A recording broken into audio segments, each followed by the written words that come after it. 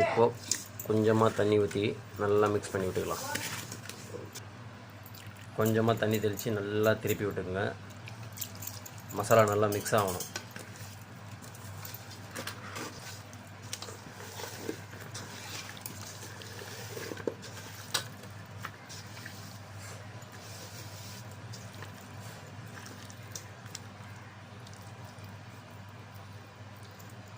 மீன் ஃபுல்லாக கவர் ஆகிற மாதிரி நல்லா தேய்ச்சி விட்டுக்குங்க.